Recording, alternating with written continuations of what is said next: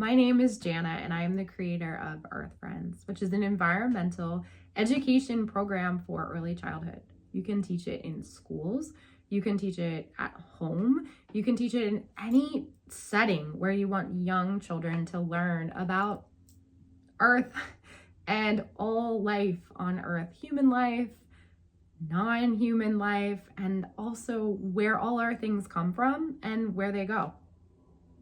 And for a long time, the last year, I would say, I've been struggling with something.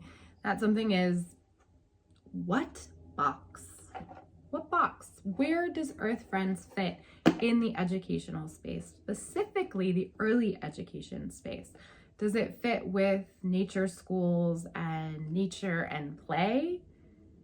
Yes, it can, and it does, because we learn all about nature. We have gardens that are a part of our program. We grow plants. We go outside. We observe the seasons. We observe life that's happening outside in our natural environment all around us. And also, this might sound simple, but simple is a good thing. Is that if a teacher chooses to teach the 20-minute weekly Earth Friends lessons outside, there it is. There is some nature immersion. And I know nature schools do nature immersion so beautifully. It is getting outside into the elements, hands in the ground, in the soil, seeing nature, as nature is intended, learning simply by being a part of nature.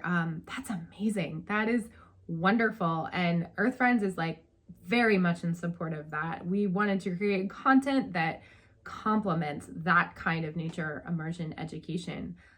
But it doesn't only fit in the nature box. So I went searching around for more boxes. And what did I find next? Well, of course, I'm in the state of New Jersey, where climate change education standards are happening. They are real. It is K through 12 across all subjects, really encouraging and supporting schools and teachers to educate children about climate change. And what does that look like in the Earth Friends program? Well, for one, I will say that it can absolutely check the majority, if not all, of those standard boxes of, is this adhering to climate education standards? Yes, Earth Friends is. And the way that we do that is that we talk about our climate. We talk about the difference between weather and climate. We learn about climate zones. We also really do learn about the fact that Earth is a super special, amazing, unique, beautiful, fascinating planet where it's the only place that we can live. And we can live here on Earth because the conditions are right. We have a climate that allows for life. We have atmospheric conditions that control that climate. And we have ways that we can also impact that climate. But it's important that we're that Goldilocks planet, right? Not too hot, not too cold. And so just learning about that is learning about climate. And then in addition to learning about climate and weather and land and water and air, we're human beings. We need electricity to live. We want power for our things to move and grow and go. So we also learn about, where does that power come from? Where can we get electricity from the earth? Heat for our homes from the earth. So we talk about all of those sources of electricity and power for our homes and for our businesses and for our life in general. And where do they come from? Well, they come from water, and they come from air, and they come from the sun, and they come from fossil fuels. They come from all the places. So we definitely talk about that. And we talk about what happens when those, when we use what Earth gives us in the form of energy, and what happens to it when we use it as energy. How do these things affect one another, right? Yes, climate education. So Earth Friends is already two boxes. It's the nature education box and it's the climate education box, but still there's environmental literacy. It is also in the environmental literacy box, meaning is the education around what it is to be an environmentally literate person. In other words, what is our human impact on our environment. So it challenges us as adults to think about what is the environment. And what we see the environment in Earth Friends is we have two environments kind of making up our one environment. And we want to bring those environments together. And one of those environments is our natural environment. All the amazing, biodiverse, beautiful, colorful, living beings, and even, the rocks, the water, the air, all the elements, everything, that's our natural environment. We're working to preserve it, and we're working to first understand it and love it. And that's what's happening at this age. But let's not forget another very important environment that we are surrounded by, and that's our built environment. We are human beings. We build things, we create things, we manufacture things. How could we possibly have an understanding of only one environment without the other if we're going to find harmony here? We're not going to stop building things. We're not going to stop creating things. But what we can start to understand, and it's very simple in Earth Friends terms, is where do our things come from?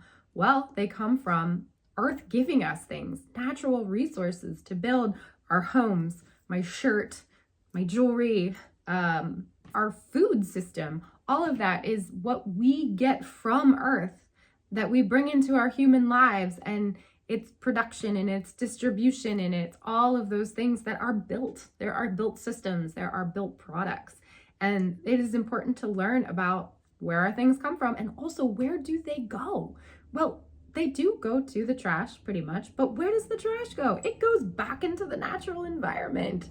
And so here we have this beginning of environmental stewardship and seeing these two environments start to become an environment that is one, that it's in harmony, that there is a collaboration and there is a cohesion and there is a connection between the two. And so how could we possibly put Earth Friends in the nature box, in the climate box, or the literacy box? It's all its own thing. And what I hope is that as many schools and places where young children are learning will have the opportunity to participate and learn from the Earth Friends program. That's why I created it, because I think it's necessary. I think it's time that we start to focus on the fascination of these natural environments and built environments and what it feels like to be out in nature, what it feels like to have a positive impact in our society. And that's what we can give children. We're not giving them right or wrong. We're not going to burden them with what we think that they should do. We're going to actually open up and be co-learners so that these young children together, they start to develop their own self-agency. They find solutions. Young children really deeply begin to love each other and all the other beings on the planet.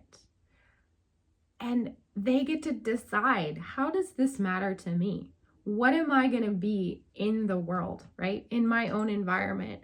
Maybe I'm going to build really awesome cars and structure cities, and I'll always have Earth in mind. Where do things come from and where do they go?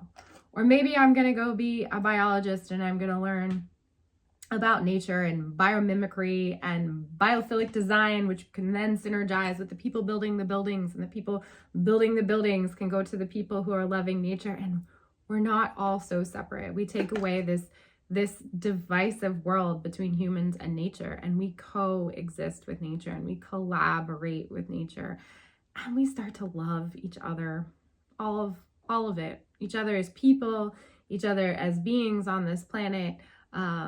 That's the direction I hope that we can go. That's the direction that I hope Earth Friends can start to help us walk in. And the truth is, I want to make this accessible for schools. So we're a very new nonprofit, but we have scholarships available so that schools can have the Earth Friends program entirely free. And they train 2 educators entirely free. Yes, there's a time cost. Yes, there's an effort cost, but it's a long-term thing so that you can be, as an educator, a part of a community, be supported in teaching content that maybe you're a little bit unfamiliar with yourself, but now have the knowledge of how do I teach environmental literacy? How do I get the kids outside in nature? And how do I embrace these climate change standards in my classroom?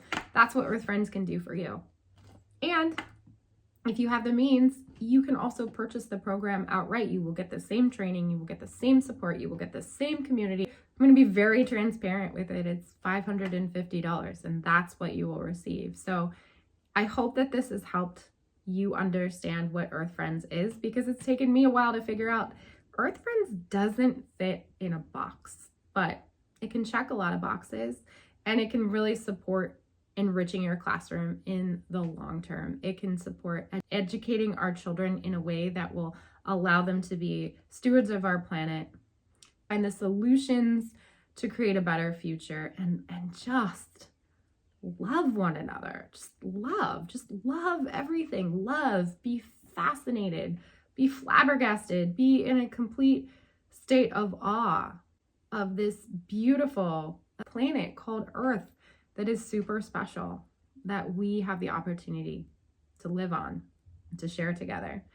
And I encourage you, if you have any questions at all, please email us at Earth Friends, or ask a question on social media, set up a free info session if you really are curious about the program. And one person. This is one program. I'm a mom. I'm a longtime lover of this planet, and how beautiful it is, and how beautiful the humans on this planet can be. I'm tired of the divisiveness. I'm tired of the doom and gloom. I believe in our children. I believe in my 2 children. I believe in all of us when we were children, and it didn't feel heavy and hard to live.